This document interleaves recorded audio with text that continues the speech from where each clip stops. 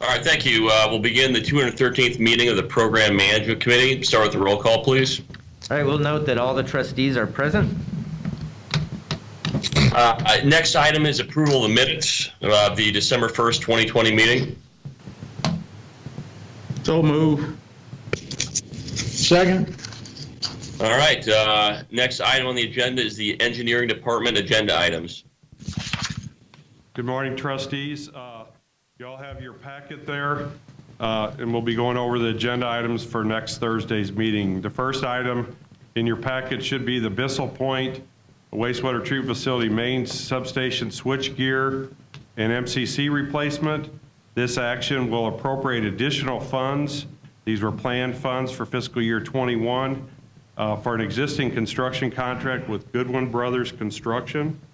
The work consists of construction of new main switchgear, new connections to transformers, and replacement of MCC centers. This is all in order to run our primary control building and grit and gate building, common user building. The purpose of this project is to provide replacement of the existing switchgear and electrical components that have aged over time and causing power interruptions, and this will improve our reliability of the pump station.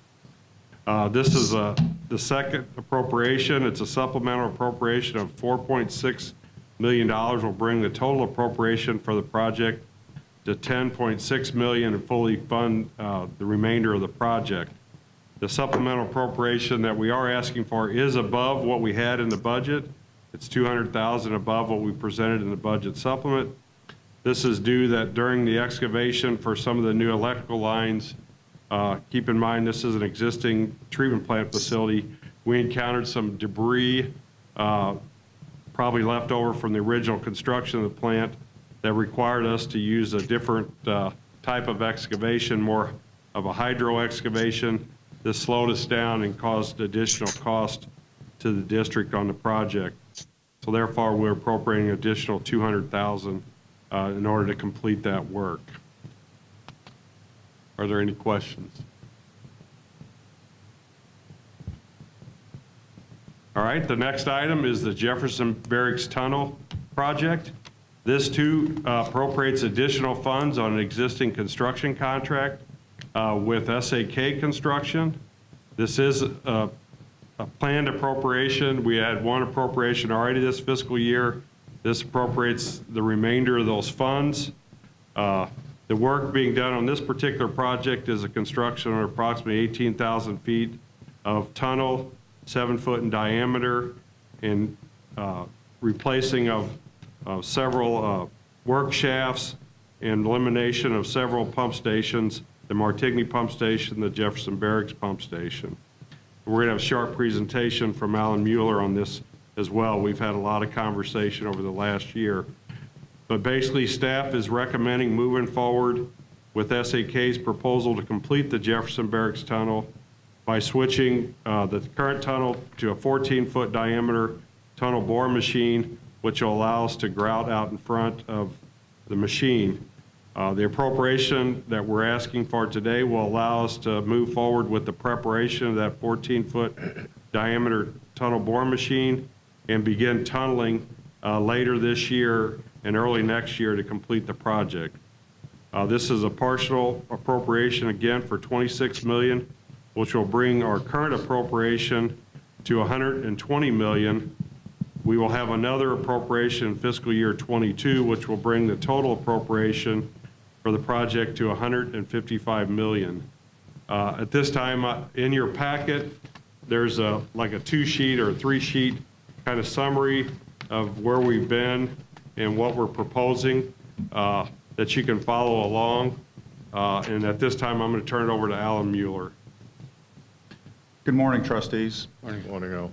I'm going to, as Rich said, I'm going to go through a highlight of the presentations that staff has made to the Program Management Committee, and then also the board actions taken to date on the Jefferson Barracks Tunnel. Then we will get into the two options that the board has in front of them today. So at the October 1st, 2019 Program Management Committee meeting, staff provided a description of the differing site condition that was encountered with our tunnel bore machine. We discussed possible remediation options to move forward, which included grouting, bypass tunnel, and ground freezing. Ultimately, it was selected, ground freezing was selected to move forward. At the December 3rd, 2019 Program Management Committee meeting, we updated the board on the status of the work being performed, specifically the ground freezing. Ultimately, for various reasons, that effort proved unsuccessful. Staff also presented the board with 3 options to move forward once the TBM that was in place was recovered. And those options were to terminate the existing contract, design and bid a series of pump stations and force mains through the park, terminate, redesign, and rebid a tunnel, or SAK work with the contractor on SAK's proposal to complete the project using a 14-foot diameter TBM. At the January 6, 2020 Program Management Committee meeting, staff presented details of the geotechnical work that had been performed during design.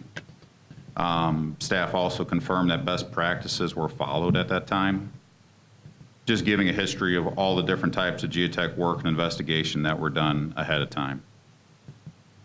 At the March 3rd, 2020 Program Management Committee meeting, the board requested staff to present the board with a plan for a third-party peer review of the geotech work that had been performed. We also gave the board an update of the status of where we were, but mainly staff brought to the board an option for a third-party peer review. And then at the March 12th, 2020 board meeting, the board ordinance 15379 was presented to the board. And at that board meeting, the ordinance to move forward with a third-party peer review failed to move forward. At the June 2nd, 2020 Program Management Committee meeting, staff discussed 3 options to move forward again. And we also discussed why option number 1, which was a series of pump stations and force mains, was ultimately eliminated. That had to do with sinkholes in this area, excavation through historic areas, the park, and reserve base, Army Reserve Base. Staff also presented a plan to the board to recover the 11-foot TBM, and we discussed a plan to complete the project using the 14-foot TBM capable of probing ahead and grouting through any features that we encounter. We also discussed completing the project with the 14-foot machine versus terminating completely and the various costs associated with each. At the June 30th Program Management Committee meeting, staff discussed a plan to move forward with retrieval of the 11-foot diameter TBM that is currently in place. We discussed the proposal to move forward with a 14-foot tunnel bore machine again. We discussed the benefits of the contractor's proposal of using a 14-foot diameter TBM and what they have offered for limiting costs, such as limiting their equipment operating costs, their rental costs, and the charges for the TBM should another feature be encountered. Staff proposed an ordinance to recover the 11-foot TBM.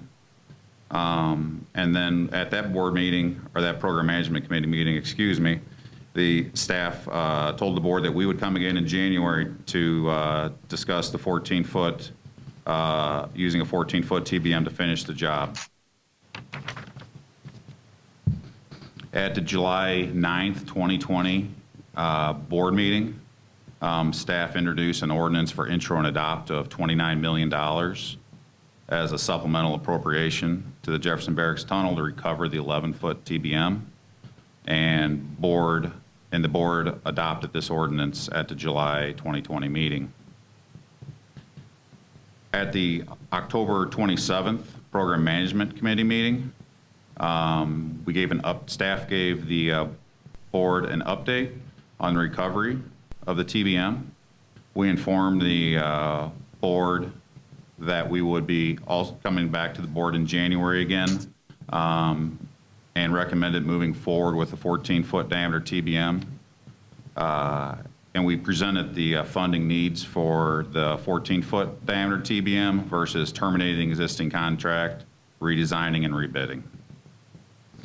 So as Rich said, staff is recommending moving forward with SAK's proposal to bring in a 14-foot diameter TBM, refurbish it, and complete the Jefferson Barracks Tunnel project with that method.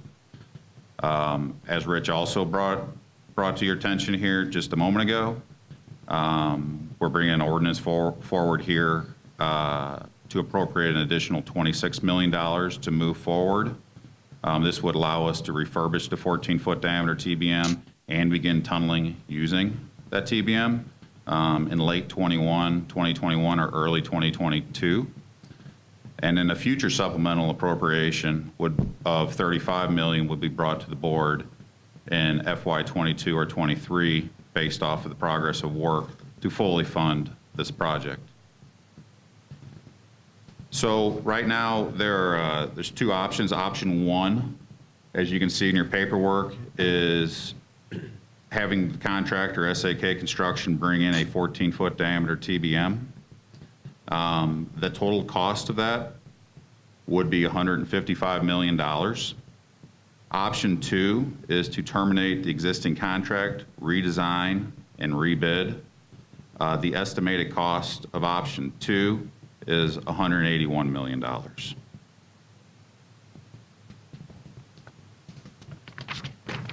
At this time, are there any questions? Can I ask a question? Sure. I've got two questions. Why do you call it refurbish? I mean, that makes me think that it's used or something. So the tunnel boring machines, they have been used previously, and after they're completed with a job, basically you have to strip these tunnel boring machines down and completely put in new motors, gears, cutter heads. You have to put in the electric, the switch gear to run these very large TBMs. Drilling through the rock is a very destructive process, and actually, for a tunnel this length and other lengths, it's not uncommon for the contractors to actually shut down. It's built into their schedule and refurbish a TBM for 2, 3, 4 months in place to keep it working and moving forward again. Yeah, Jim, this is Brian. Contractors go through the same process even on the original bid date. Those machines are usually used machines, and part of their cost and schedule is to refurbish the machine before they start the project at the very beginning. Okay. And then I've got some recollection that the boring that we're going to do this time is going to be different from last time, so that if we hit water, it's not going to have the same problem. I forgot quite how that distinction, but I mean, do I remember that correctly? Yes, you do, trustee.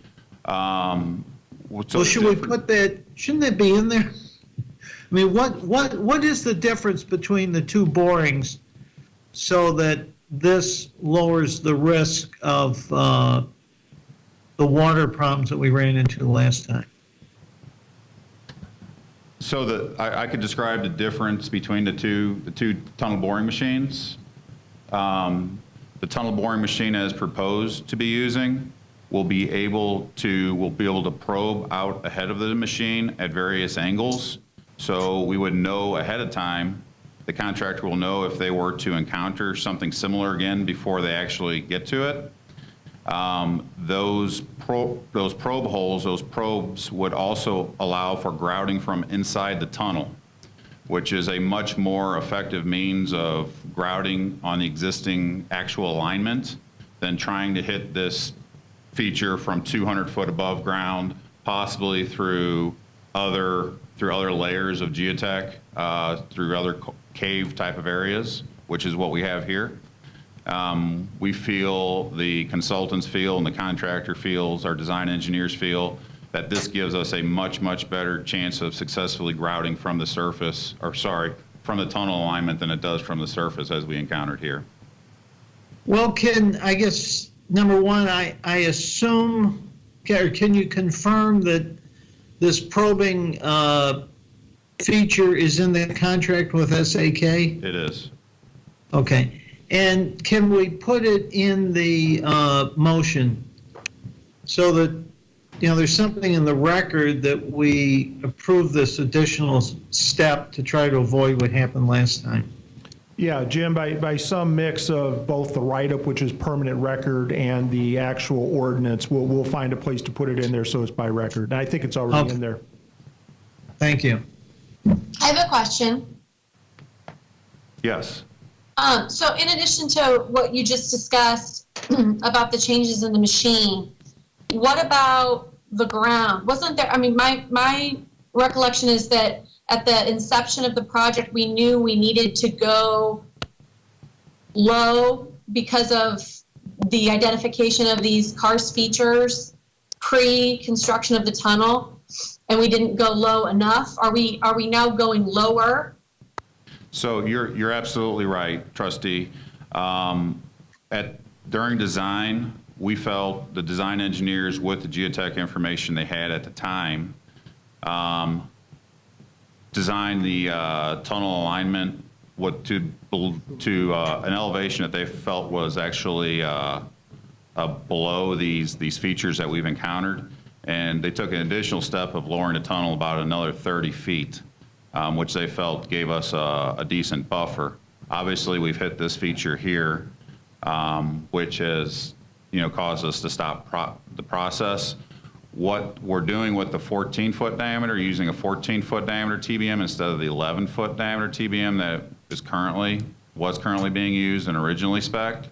The 14-foot diameter TBM, it's basically an insurance policy that if something we were to encounter something again, that we could address this feature, any other potential features from inside the tunnel.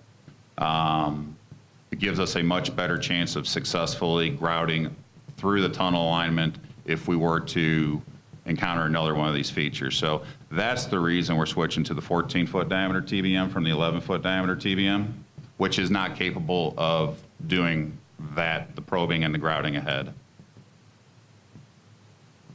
I don't know if I answered your question, Trustee Fair. Well, I was actually asking not about the functionality of the machine, but where the boring would take place.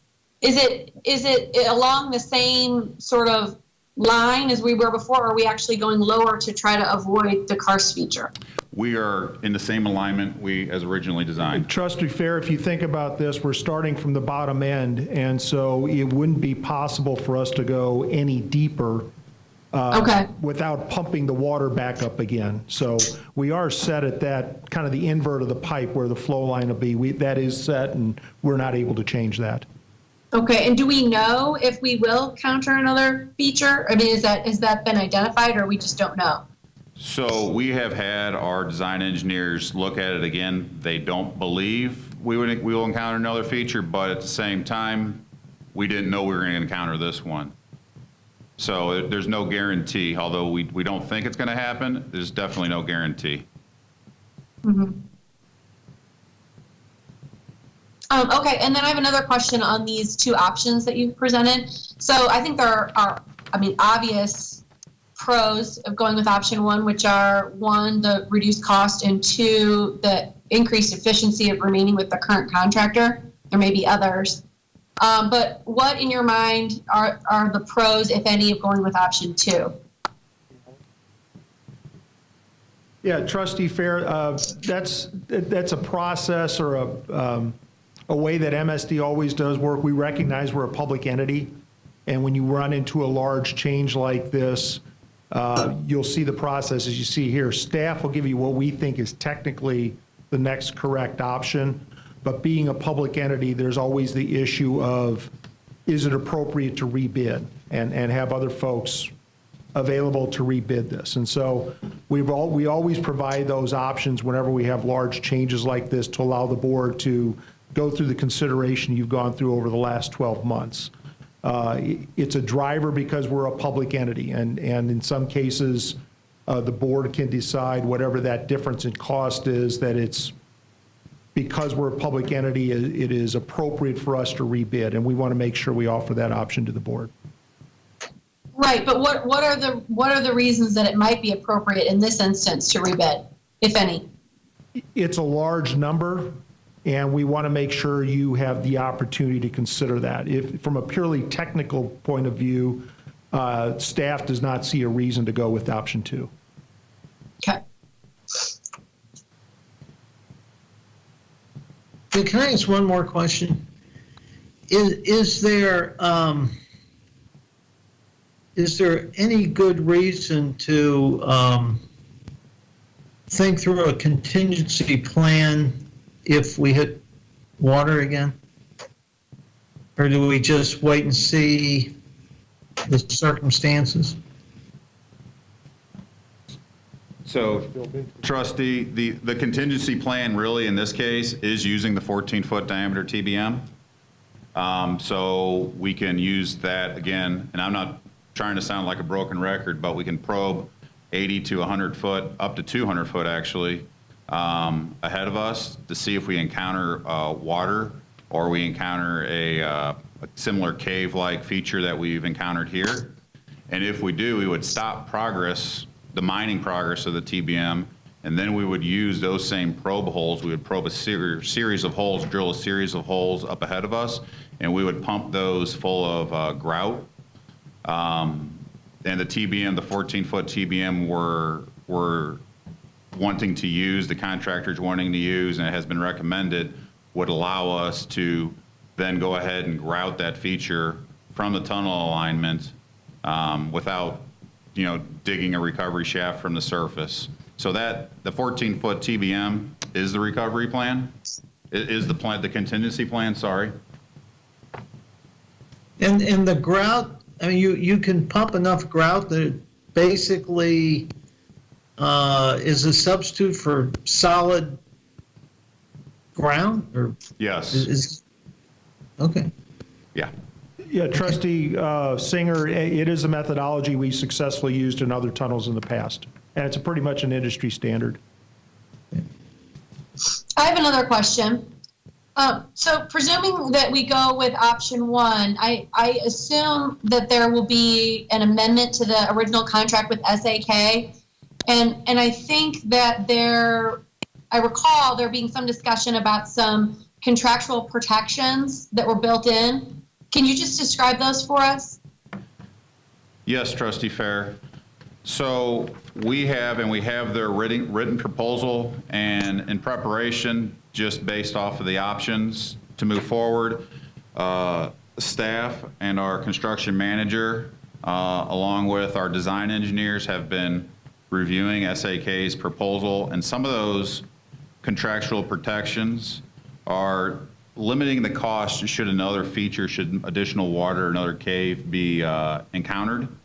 And some of those costs are, there's lots of rental equipment and equipment that the contractor owns out there, cranes, generators, drills.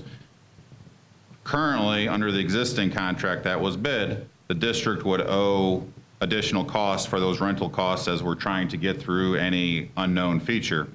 What the contractor has offered is a reduced, essentially, overhead costs, reduced operating costs, and reduce those charges, and those are all spelled out in the agreement. We've actually questioned those and lowered those, some of them, at which the contractor has agreed to. So essentially what that is doing is, if another feature is encountered, the district clock, although ticking, is ticking at a reduced rate as we get through the next feature. Unlike this contract, per the contract, we didn't anticipate this, so we were paying full costs of all the rentals on the equipment and all the operating costs for the equipment that the contractor owned out there. Okay. And then with respect to the first protection, you described the cap. Yes. What is the cap? It's a dollar rate per piece of equipment. So we have like 3 pages of equipment, and we have a dollar rate based off of, which is an industry standard, the Blue Book values of rental rates. We have agreed to share percentages on each of those pieces of equipment. So it isn't a overall dollar cap, it's a cap on each piece of equipment on how much percentage the district would pay. See. And what about, so this machine, the original machine that we had to pull out of the ground, I know contractually it was determined that was our obligation, and that cost like $20 million, right? Just to remove a machine that was stuck? Yes. So what if the second machine gets stuck? Is that still our obligation to remove it? If the district, if during construction, we encountered something, again, unforeseen that we were not able to get through using the 14-foot TBM, again, using the grout, the pump grout and the feature up ahead of us, that would be the district's, yes, that would be the district's responsibility to get that if it was an unforeseen condition. If it was a contractor issue, for whatever reason that might be, it would be the contractors to receive. If there was a breakdown, they couldn't, the 14-foot diameter TBM broke down for whatever reason, they needed to remove it, but it was not a change of contract, that would be on the contractor to. Trustee Fair and Trustee Singer, just, I want to make sure we understand the $20 million, while it results in the retrieval of the TBM, remember, we are leaving behind a usable tunnel. So we're actually tunneling back to the machine. So those costs aren't just for the retrieval of the tunnel.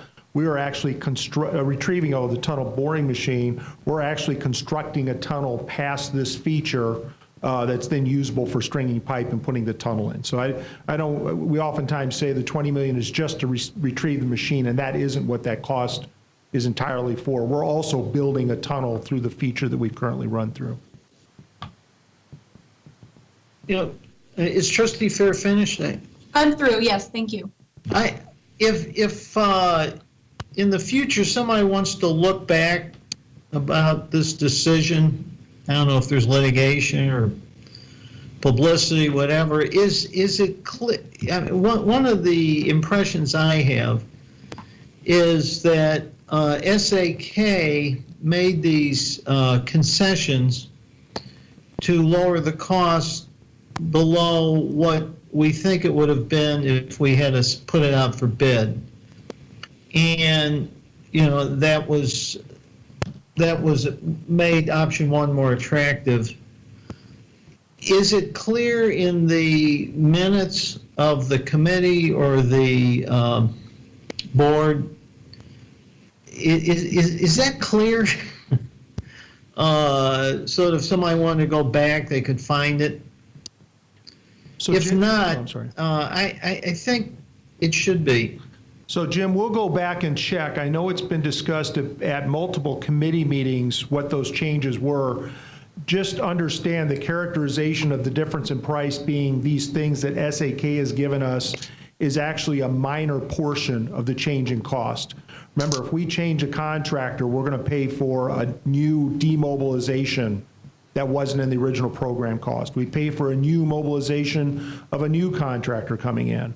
It's going to extend the time that we're actually tunneling. So I don't want to leave with the impression that the difference in price between the two options is solely these safeguards that we put into SAK's contract in case we run into another feature.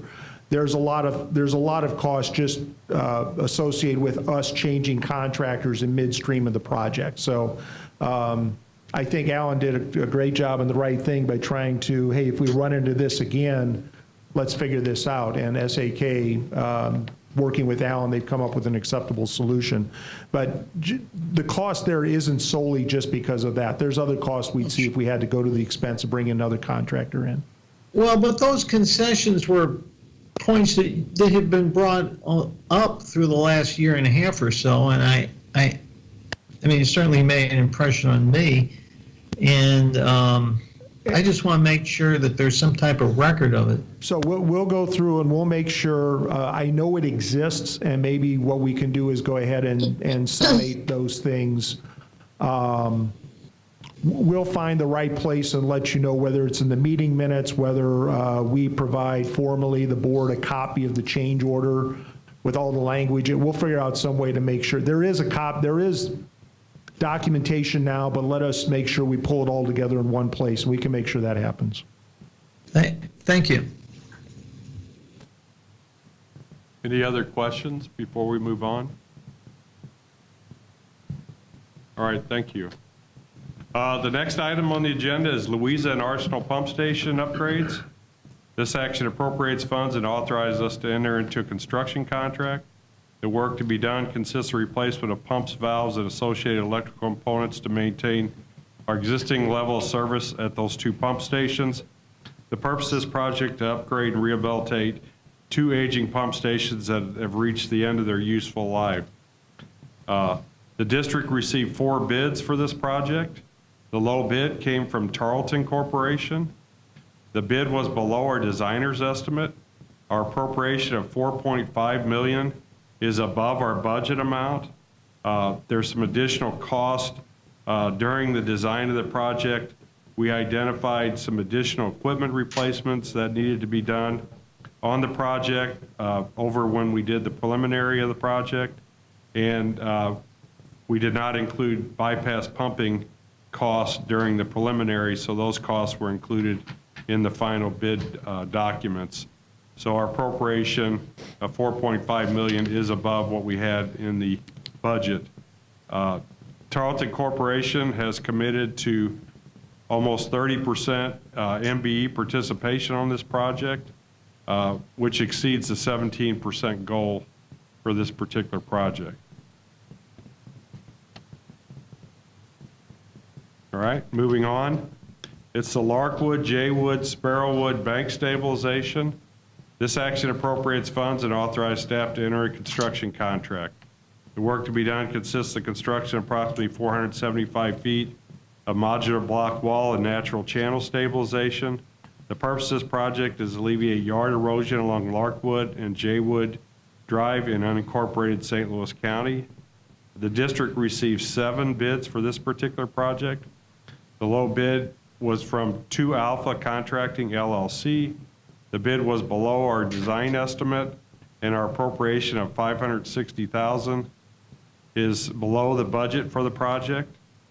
2 Alpha is committed to 18.8% MBE participation, which exceeds the goal for the project. The next item is the Harlem Baden Phase 4 Relief Trunk Sewer Rehabilitation Project. This action appropriates additional funds and authorizes us to amend the original design contract. This was a planned appropriation in fiscal year 21. It amends the contract with GS&P Missouri to provide design services during the construction. Harlem Baden is a lump sum project for the design rehabilitation of 7,000 feet of 8 to 12 feet horseshoe trunk sewer located in the city, which includes shotcrete repair, cured in place lining, and certain spot repairs throughout the project. Again, the purpose of the project is eliminate building backups and also rehabilitate the existing sewer, which causes flooding due to overcharging of the combined sewer system. The actual construction of the project is one of our partnering efforts with the U.S. Army Corps of Engineers.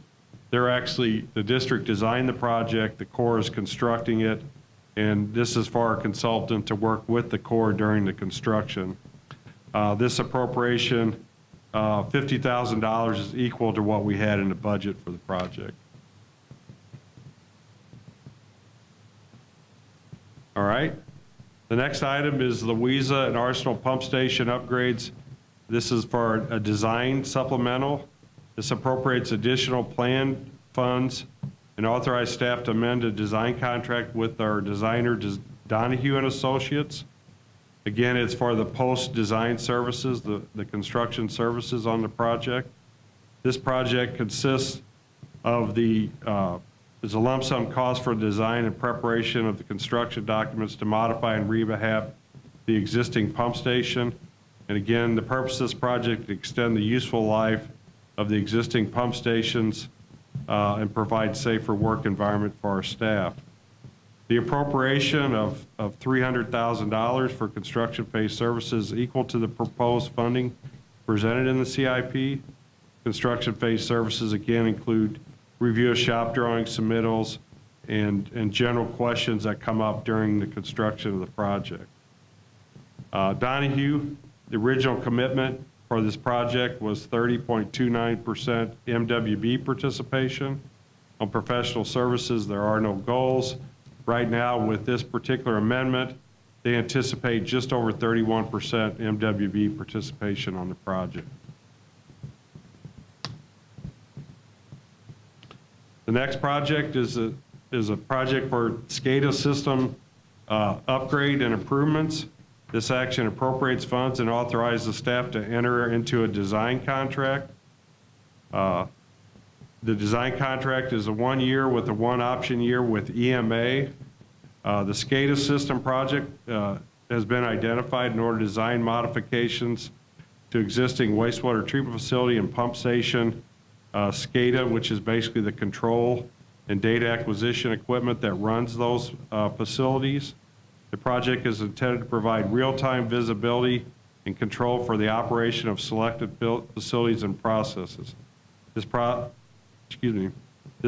will integrate existing systems and data sources to enable the possibility of real-time control of proposed high-rate treatment facilities, dewatering pump stations, storage tunnels, and various other diversion gates that comprise our wet weather storage conveyance system. The first year of the contract will focus on evaluating the existing Scada infrastructure, preparing a preliminary scope and cost for the system upgrades, and supporting a pilot project for the wet weather optimization study. The second year of activities will include design and construction phase services. The district received 3 proposals. On this particular project, EMA was the selected consultant. EMA has committed to 25% MWBE participation for the project with the firms that are listed on the write-up. There is currently no goal for design services, design and professional services for MWBE.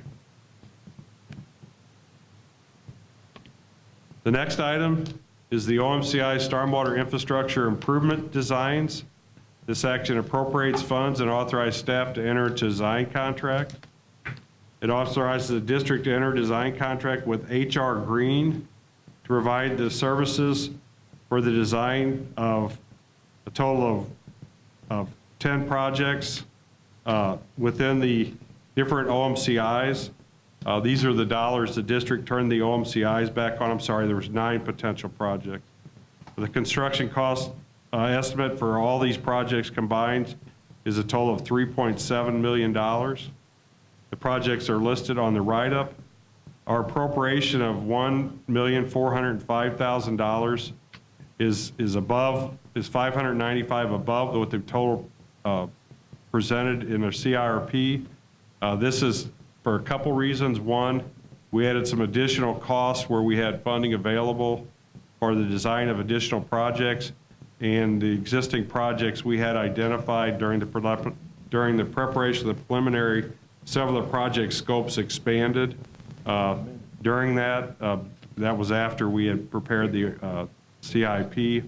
There is OMCI funding available for these design services and for the construction of all 9 of these projects. The district did receive 3 proposals for this work. Again, HR Green was our selected consultant. HR Green is committed to 22% MWB participation with the firms listed. Again, there are no goals required. Did I hear a question? Oh, I'm sorry, it's over here. Then the following item, again, is another design appropriation for OMCI stormwater stream bank stabilization projects. It appropriates funds and authorizes staff to enter a design contract. The ordinance authorizes the appropriation of $700,000 and enter into a design contract with Intuition and Logic Engineering for the design services of stream bank stabilization projects. There are a total of 4 projects that they will be designing. The anticipated construction cost estimate for those 4 projects is just under $1.5 million. Our appropriation of $700,000 is below our budget amount of $915,000. There was a project that was originally anticipated for this contract for design that was included in another project the district already had currently under design. Intuition and Logic is committed to 10% MWBE participation on the project, and again, there is no goal. Trustee Evans, that concludes the engineering department agenda. Thank you. Any other business? Hearing none, next meeting is scheduled for Tuesday, February 2nd, 2021. Move to adjourn, please. So moved. Second. All right, thank you.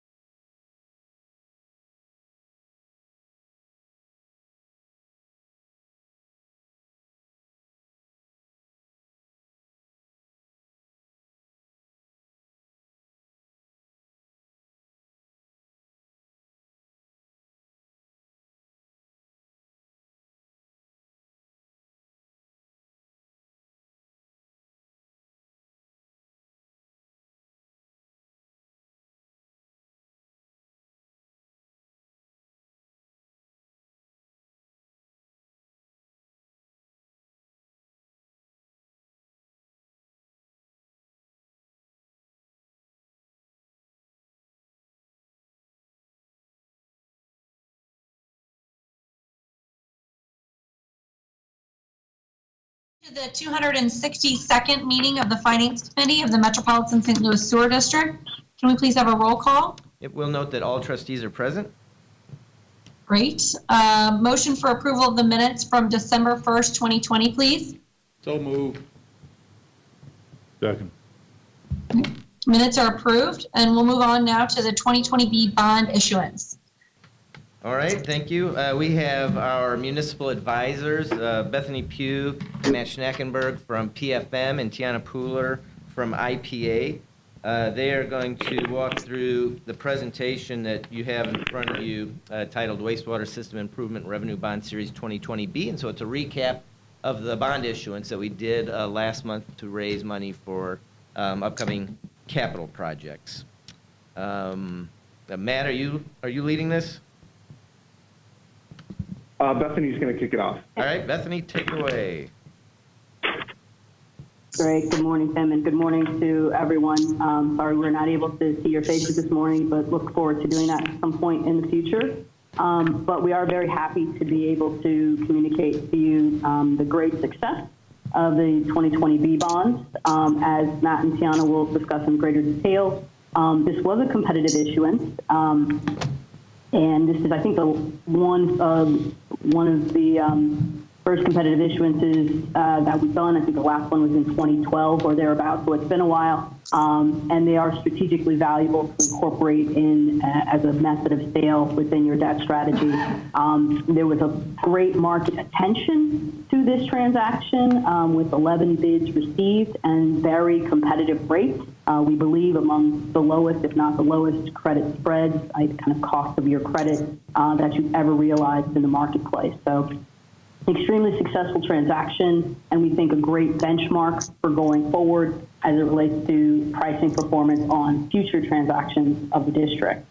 If you have your presentation in front of you, I'll just briefly go over the table of contents and then turn this over to Matt to walk you through some of the transaction highlights, which is what we'll be talking today. We'll talk about the highlights of the transactions as well as give you some context in terms of the pricing performance, as well as the appendices to the historical and comparable transaction context of success of your transaction.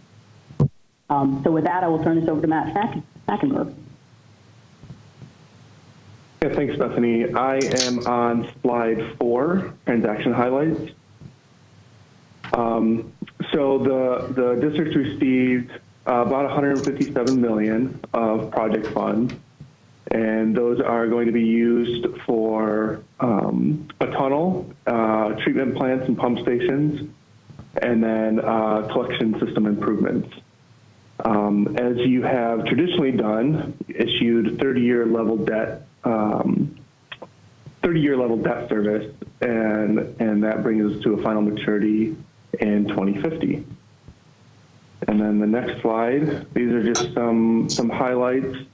As Bethany mentioned, I think what I really want to highlight on the left, something Bethany mentioned, is the average spread to MMD is 3 basis points, and that is certainly the lowest I have seen the district price since I've been working with the district, probably since they started issuing bonds, quite honestly. And then on the, I think that's a function of, that great pricing is really a function of where the market was at the beginning of December, the time of the year. Everyone's kind of wanting to fill their books at the end of the year.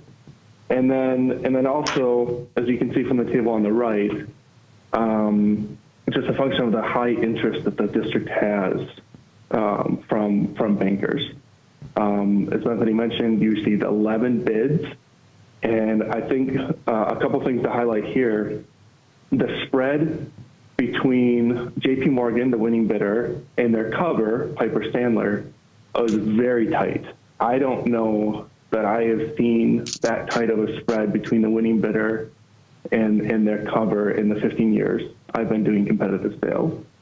Also notable is the spread between the low bidder, JP Morgan, and the high bidder of TD Securities, only about 7 basis points, which is also very tight. So that just shows how competitive your bonds were in the market.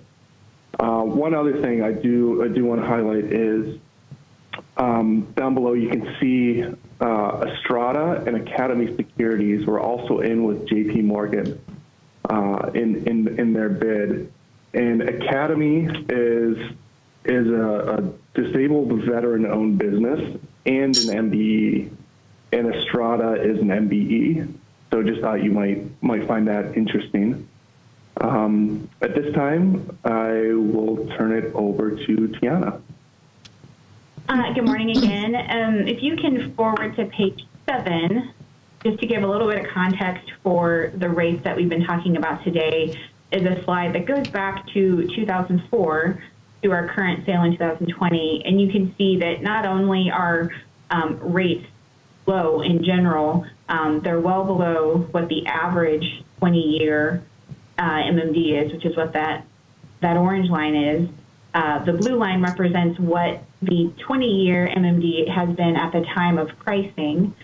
So you can see all the way to the right, your 2020B issue, a tick of 275.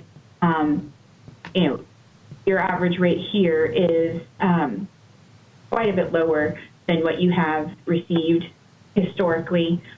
The rate as of the 30th was a 117 compared to a 120, so pretty similar to where we were, and it's approximately 2.5% lower than what the average has been over the last 20 years.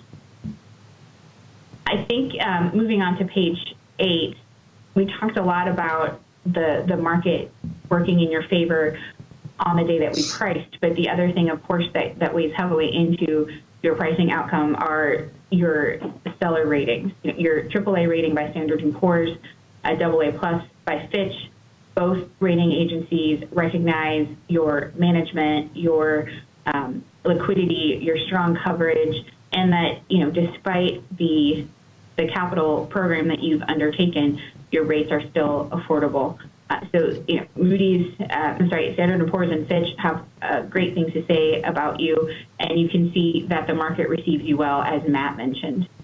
There are some more details in the appendix. I don't know, Matt, if there's anything in particular you wanted to pull out and highlight, but there are just some historical pricing and some pricing comparables that you could look at when you have a little bit more time.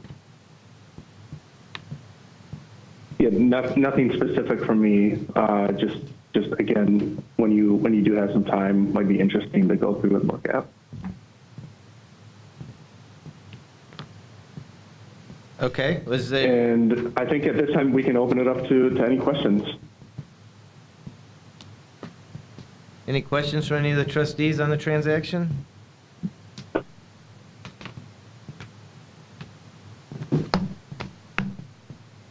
All right. It sounds like there are not any. Thank you all for your time and your support on this transaction, and I know we'll be talking again soon. Yes, thanks, All right, everyone. thank Thanks for the you. opportunity. Thank you, everyone. Happy New Year. Happy New Year. Bye-bye. Bye.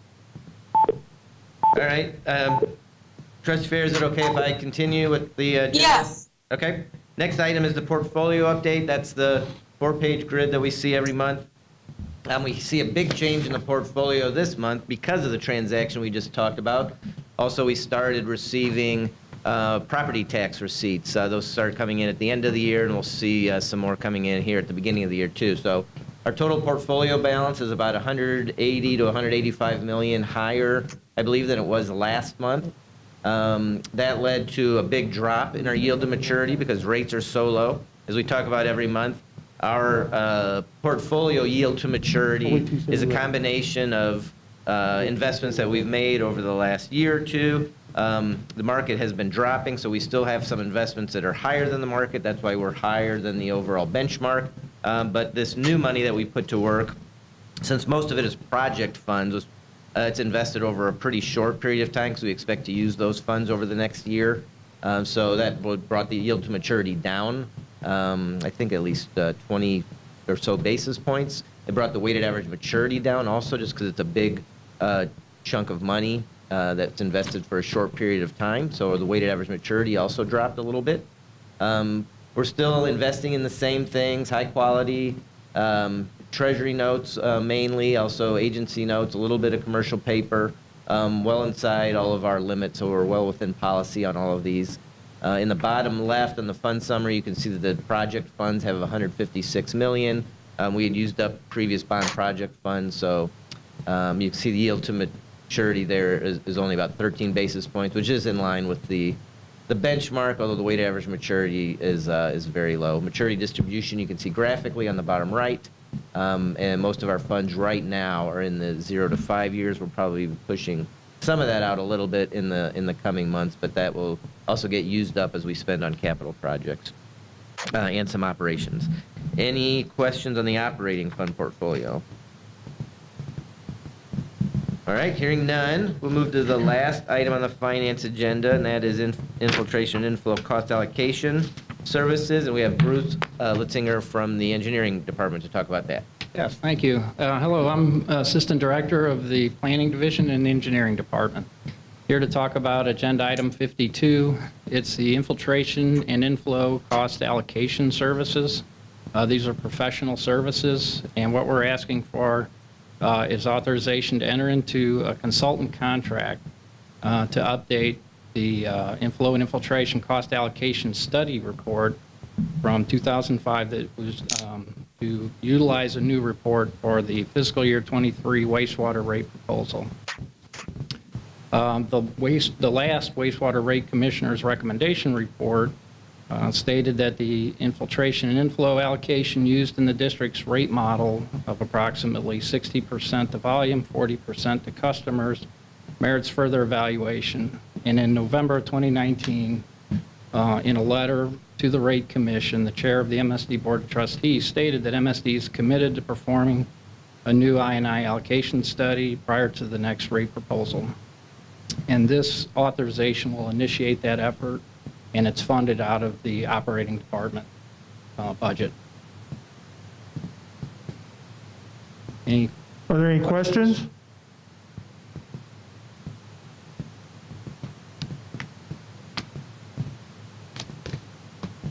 All right, if there are no questions, then Trustee Fair, I believe that is all the items we had on the finance agenda for today.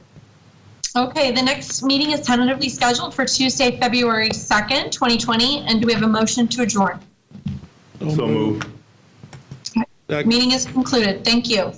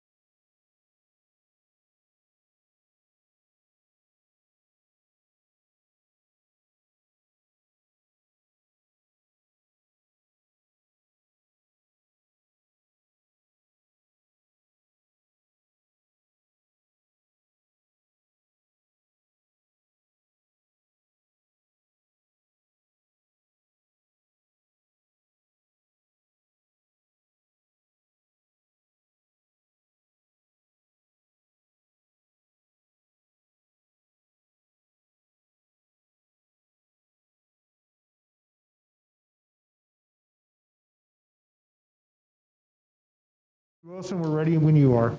Okay, thank you. I'd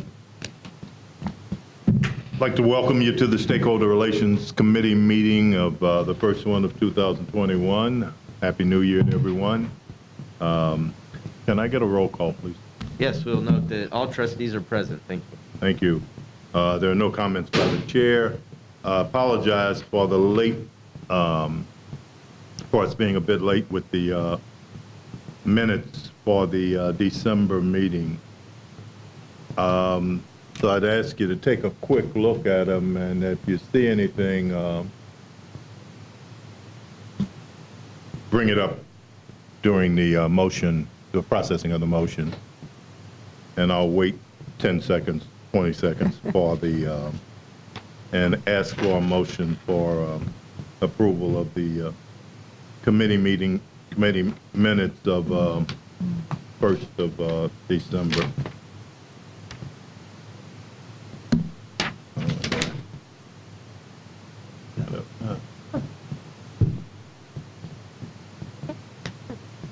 We may be going. Okay, can I get a motion to approve the committee minute of 1 December? Are the minutes, I'm sorry, I just noticed that what was sent to me was from October, I guess, and you passed out minutes from December, is that, okay, are they on the screen, or? They should, I thought they were on, or I wouldn't have, I thought they were on. We're, Trustee Singer, hang on just a second. We're trying to figure out what's up.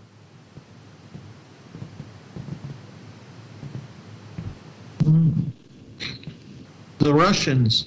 Oh, Jim, you know it's the Chinese. Yeah. Or whoever else we've read in the paper or heard on the radio or public. If you want, I could read them. We can't do that if you wish.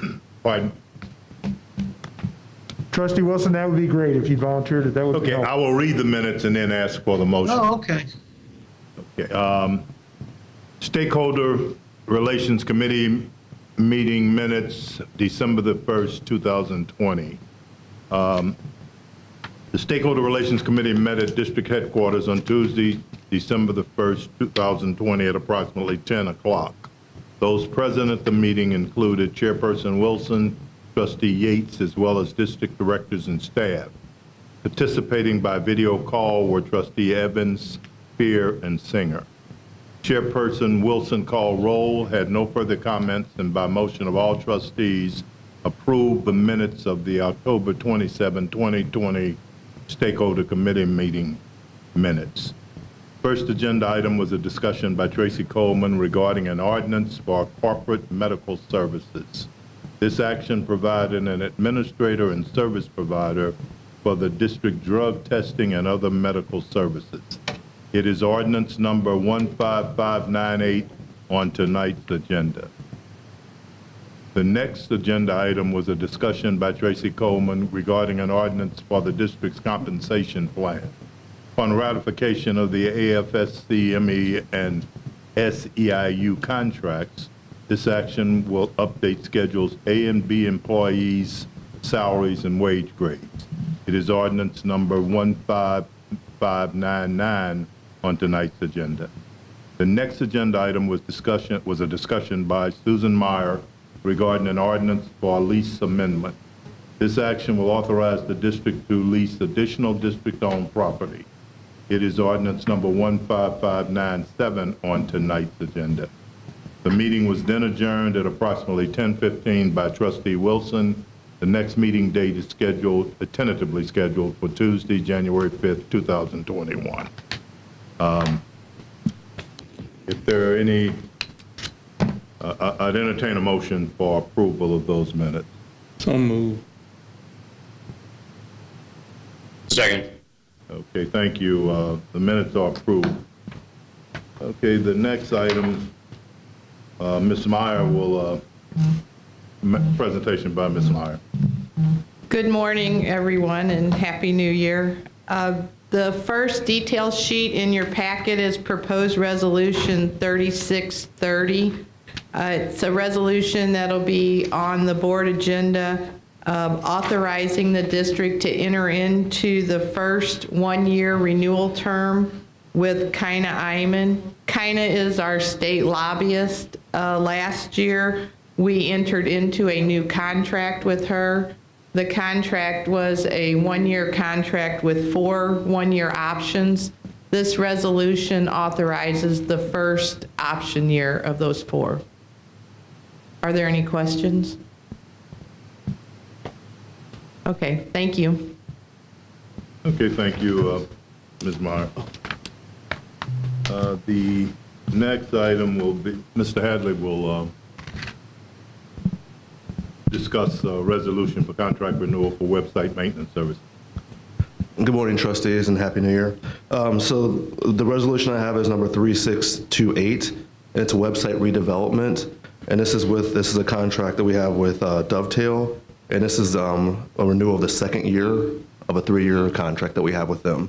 Dovetail has been involved with redesign our website, and redevelopment of our website externally, as well as working on our intranet website as well. So this resolution is This resolution exercises the second option year for ordinance number 15096. Any questions? There are no questions. You can move on to, I think you have the next item. I do have the next item as well. So the next item is resolution again for it's 3629, and this is for public engagement services with Standpoint. And this is again a renewal of a second year on their on their 3-year contract. This is again renewing the second year option for ordinance number 15112. Standpoint handles all of our assist the public affairs department with public engagement, public outreach, education for the public. They help us with assistance with a lot of our propositions that we have on the ballots. And with this upcoming proposition in April, Standpoint's been a valuable asset to the team for that. So are there any questions about this one?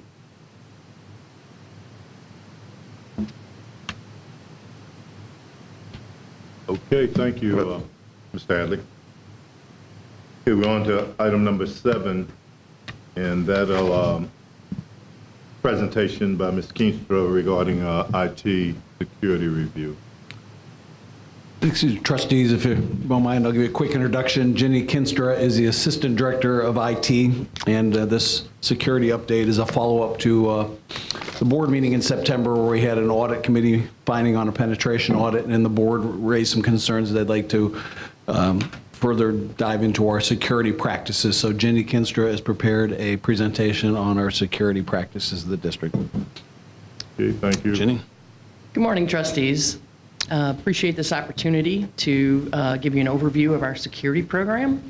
I'm going to walk you through 3 main areas. The first is the investments that the district has made excuse me, to mature the security program.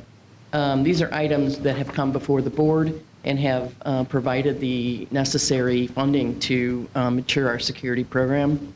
The next item we'll talk about is MSD security rating versus our peers in our similar utility industries. This is similar to a credit score, if you will. Kind of give you an idea and some sense of where we stand as far as our security practices to mitigate and minimize any risk that the district has for cybersecurity events. And then finally, we want to talk about the district security awareness program. This is an important aspect of the program because the biggest threat that we have is still through social engineering, through email, through phishing. And so everyone in the district, anyone who logs into the network needs to be security aware. So we have launched a security awareness program this fall and wanted to kind of give you some highlights of that program. Please stop me if you have questions as I provide this overview. So first item as far as investments. In 2018, we procured services from Regis. You may recall that Regis is our service provider for our data center. They have provided us with something we call a shared CISO. A CISO is Chief Information Security Officer. The value of this shared service is that we don't have to foot the bill for a full-time CISO because they're expensive because they're experts in cybersecurity. We share those services with 2 other agencies in the St. Louis area. It's by state and it's Regis, their organization, and then us. It has been very valuable to us. That came before the board. It was approved.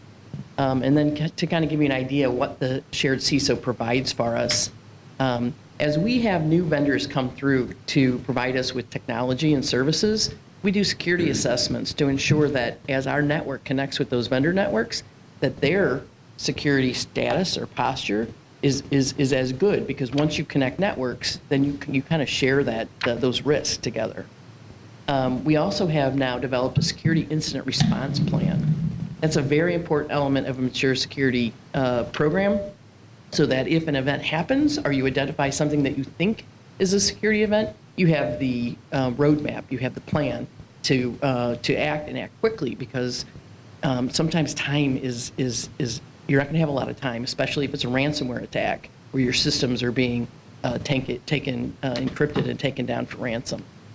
The other thing is that he provides alerts and notifications of critical and zero-day vulnerabilities. You may recall a few weeks ago something called SolarWinds that was all in the news.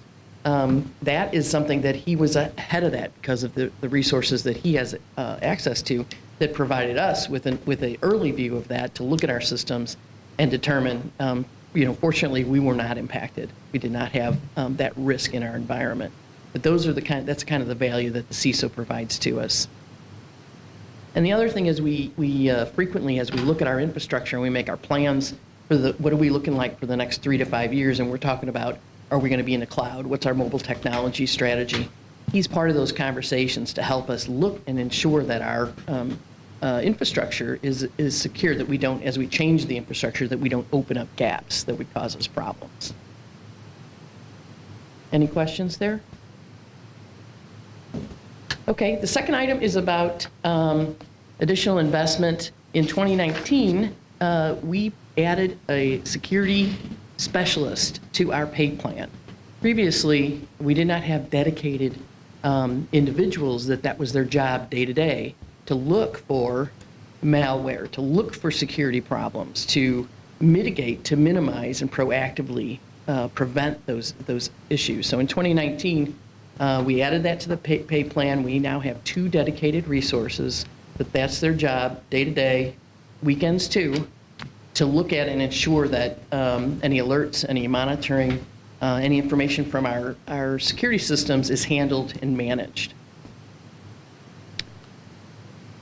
They also are part of that security incident response plan. So we have the plan, our CISO would lead it. These 2 security resources would be a member of that core team. They'd set up a virtual war room, and then we'd act from there. So in the end, investment in those resources is what is maturing our program. We're able to day-to-day look at threats. We're talking about malware. We're talking about individual endpoints. We have over 1,000 endpoints in the district that at any time, you click on an email, malware gets on their system. We have systems that go and detect that, and then it's the security analysts that go contact the individuals and say, we see something suspicious on your system, we need to talk to you, we may have to clean it, re-image it, etc. Any questions there? Okay, and finally, as far as investments, in 2020, we entered into an intergovernmental agreement with Regis, again, our business partner that hosts our data center, for a disaster recovery site. Now you might be wondering, from a securities perspective, why are we talking about disaster recovery? Well, the bottom line is that that's probably our biggest threat. If you think about the ransomware events that are in the news, places like Baltimore and other cities and other utilities, what happens with ransomware is they encrypt your files, your systems aren't functional any longer. If you have a disaster recovery site, which we are building out now because the Board of Trustees approved that, and we're investing in it, we would have an alternate site that we could bring up and then resume operations for the district so that the critical operations continue to function. And then we'd have to rebuild our existing environment. So it's very big, it's very significant, and appreciate that support that helps us minimize our overall risk. As far as the disaster recovery site, we don't recover every application. We recover a subset. They're called Tier 1 systems. Those are the ones that run your business. We talk about Maximo, which runs all the work in the field, everything we really do. GIS that helps with the views of our infrastructure, and then EBS that runs our business, that runs the financial aspects and the HR aspects of the company. At this time, we're building that site out. It's been first you have to build out the network, you have to build out the connectivity, and then we have to put in the server infrastructure in order to, and then replicate data so we can bring those systems up. We expect by mid-year this year to have our first exercise. That's a discipline that IT practices to ensure that when you have an event, it's not your first time going through it. It's you're ready for it. You've done it before. Because you do the exercises in order to be ready for that event. Any questions there? Okay. I've got a question. Certainly. Can I ask a question? I've been reading about this Russian thing with the most recent Russian thing, and if the little bit I understand it is that they infiltrate the systems through the vendors who interact with government agencies on a regular basis. And actually our law firm had a ransomware thing which came in, it was the same way. It came in through a vendor, not directly through the law firm. How do you devise a security system which protects you from a hacker going through your vendor who already has access to your system? That's a great point, and very, very concerning. That was SolarWinds is the vendor that was infiltrated, and SolarWinds is something that you use to monitor your network. So many organizations have that in place, and what they were able to do was intercept the download stream and insert malware into that download. It's the first time that has occurred, and it's very serious. Many organizations were affected by it. Things that we can do to protect against that. One is the item I talked about, where when a vendor comes forward or somebody wants new software, there's some cloud app, we go through a vendor risk analysis. We have them fill out a entire questionnaire. We evaluate what their security practices are to ensure that they don't, in fact, are by connecting to us, provide a risk for us that's security based. So that's one way to do that. The other way is through security tools. We have many that actually look at the network, look at your servers, look at the infrastructure, and they look for activity that's out of the ordinary. So there's AI involved here, where they're looking for signatures and things like that says, this looks suspicious, this is not normal activity. So those are the two main ways that we can do that. And the other thing is to be on top of that. As soon as that comes out, Homeland Security gets involved, the FBI gets involved, they send out bulletins before this stuff goes public. And that's where our CISO helps us to tell us, hey, go look at your system, see if you have this version of the software and get it mitigated, or just flat turn it off in order to minimize that. So those are the things that we do. It's tough. It's challenging. But those are the proactive ways that we look, and really to have a stance that we are never safe. We must always be diligent and always be looking. I'll show you some security ratings today that make us look really good, but we are not stopping each and every day to mature and shore up the infrastructure because of that problem. Did I answer that okay, Trustee Singer? Yes. Okay. Are there any other questions? Before I have one question, statement, I guess, to make. Sure. You said, I think I heard you say that we hope to exercise the disaster recovery activity at mid-year, roughly mid-year. Yes. And I would hope that you would get back with us and let us know how that went. Absolutely.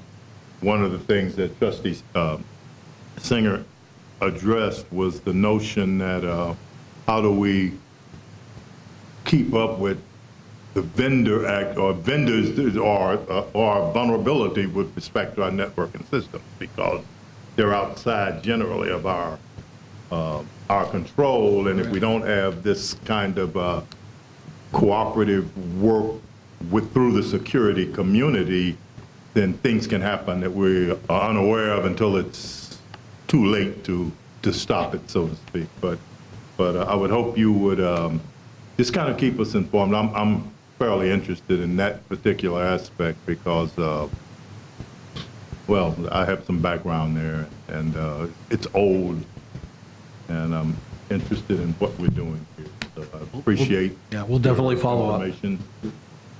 And look forward to future information. Absolutely. We'll do that. Okay. So the next, I still have more, sorry. Oh, I'm sorry. Go. It's okay. The next item is about our security rating. there are services that are provided to organizations that give a rating or a score to companies relative to what do you look like to think about a cyber criminal or to somebody that wants to infiltrate your network. So we have a service, it's through BitSight, that's the company that provides this. They provide us with a security rating. And this is where you want to look at these scores as your own personal credit score. You know, where do you stand in that area? On the left portion of that slide, it talks about what are the attributes or what are the factors involved with a security rating.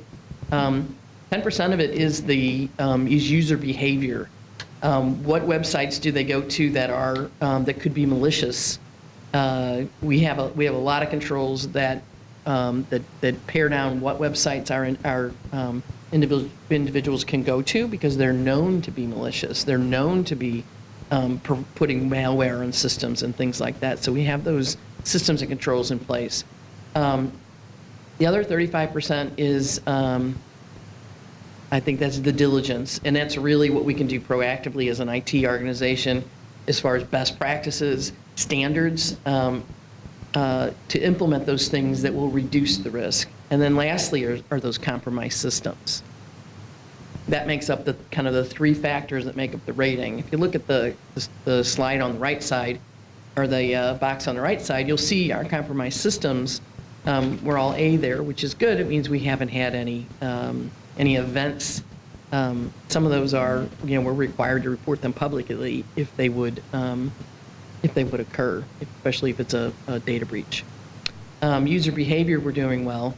And then on the diligence column, you can see, and I didn't really want to show you a slide of all A's. We have a few areas there, and I've redacted those areas because I don't want to give, because this is publicly viewed, I don't want to give this information out to anyone who has some malicious ideas in mind. But you can see, we look at those. This system tells us what those factors are, and then we'll go make remediations. And it's really good because as we change the infrastructure, we're changing vendors that we interact with. We're changing the ways people connect. We're adding additional security systems, but we really want that outside view that looks at us and says, what's your rating overview? So if we go to the next slide, as that's the big question. So what is our rating? You'll see on the left side there the axis. I think it starts at 300. It goes up to 850. Yes, and there's really, just like a credit score, there's three three areas. You're at the beginner, the intermediate, or advanced. Our current score is 760. We're in the very top, but the lowest portion of that advanced area. And then if you look at the blue area on that chart there, that is in comparison to our industry peers. So that says, as far as in our industry, comparative to other utilities, we're at the high end, at the very top of that. So that's good news. That's a good view for us. And the other thing this system does is tell us over time. You can see that in January of this year, we started out a little lower. Well, we had been doing some infrastructure changes. We insourced some of our security tools. And then for a period of time, it stayed the same. And then we had a couple changes in these last recent days where it has gone down and then ticked back up. Any questions there? Is this sort of a static review? Do they just periodically go in and look, or is this is it more a dynamic? It's dynamic. It's continual. I get a report every week. It tells me where if our score has changed at all, and then the security team goes and attacks whatever those things are that may have influenced it. And then finally, I'll wrap up with our security awareness program.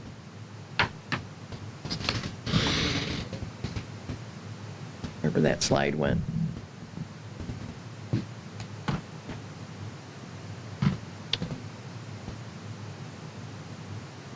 Not sure what happened to that PDF file, but that's okay. For the security awareness program, we kicked it off in August of this year. When we kicked it off, we said the first thing we want to do is have every member of, every member of the MSD organization who logs into the network to review the policies. Because the policies, unless they're followed, are not really effective. So part of the security campaign is to have the policies reviewed annually by every individual that logs into the network.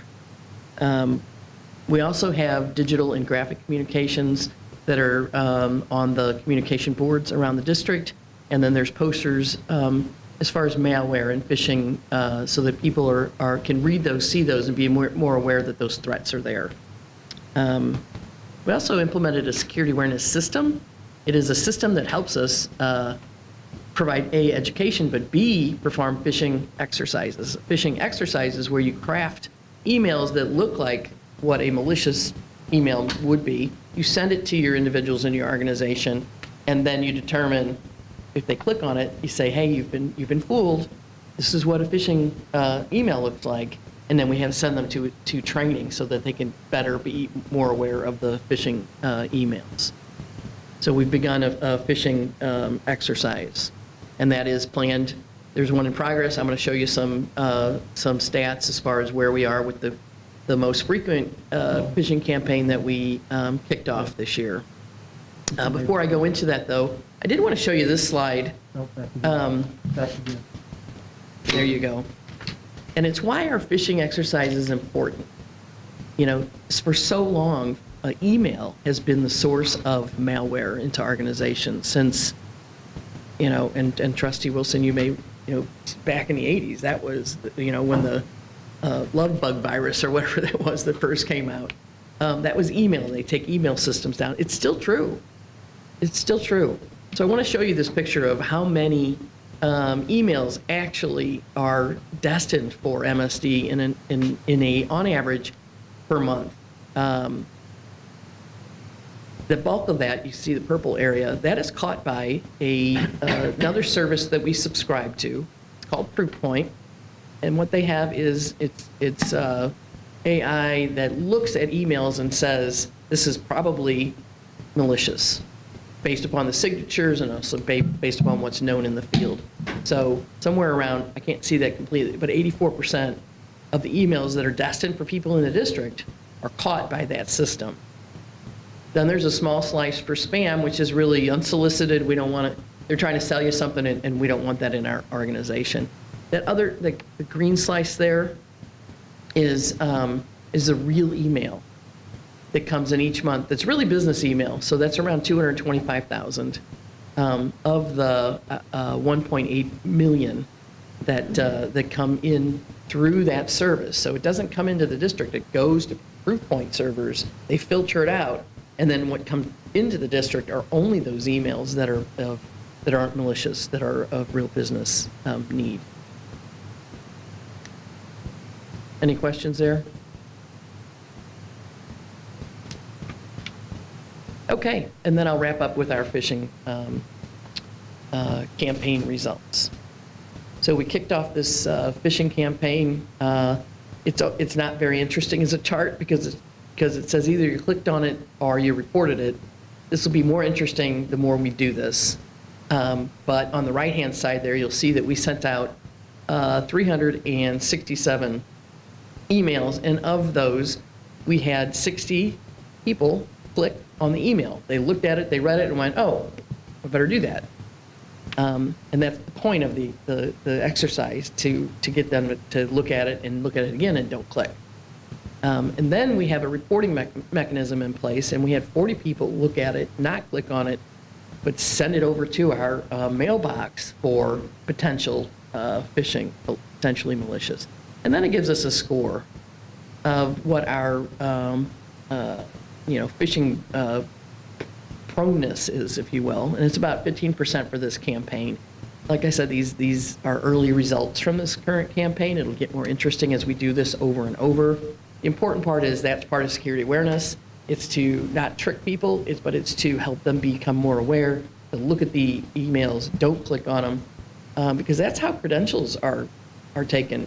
especially higher privilege credentials, login in a password. Once they can get into the network, there's a lot that can be done from there. So that's very important. And then in addition to that, our audit department will do their own kind of audit review of us from a phishing perspective and give us a grade. So this kind of prepares us. We're doing the exercise, and then we actually have the audit. And I guess the most important part, though, is that we don't, you know, the largest part of our organization will be aware and then not prone to clicking on those malicious emails.